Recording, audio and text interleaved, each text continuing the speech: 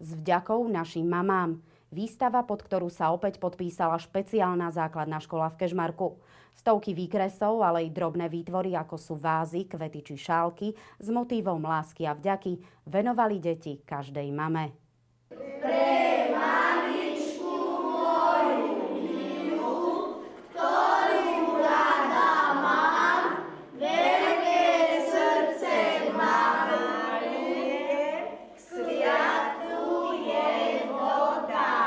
Výstavná sieň Kežmarskej barónky už po 4. raz rozkvitla výtvarnými prácami detí.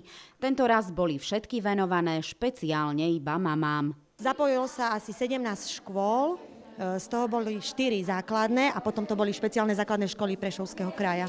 Všetkým mamičkám by sme chceli popriať týmto veľa zdravia, šťastia, aj babičkám samozrejme. Do ruky ti kvietok vkladám, moja milá mamička, sklon sa ku mne, dám ti ešte horúci bos na líčka. Ty si kreslil svoju mamičku. Áno. Ako by si nám ju popísal? Ako vyzerá tvoja mamička? Aké má vlasy? Má čierne melírové vlasy, trošku je taká slnejšia je. Veľmi rada ju mám, bo sa od nás stará. 6 sme súrodenci. Rád maľuješ? Áno, rada malujem, aj na kružky chodím rád. Ja som si zrobil fľašky z hlíny a maloval som mamičku. Bolo to ťažké? Nie, Odkiaľ si mal hlínu?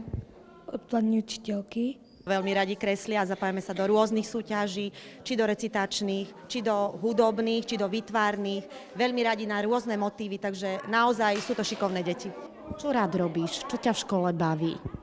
Má baví matematika. Svoje práce na výstave obdivovali žiaci stacionára, ktorý patrí pod špeciálnu základnú školu. A ako nám jedna z ich pedagógov, Mária Ivanová, prezradila, škola sa v týchto dňoch uchádza aj o titul Zelená škola.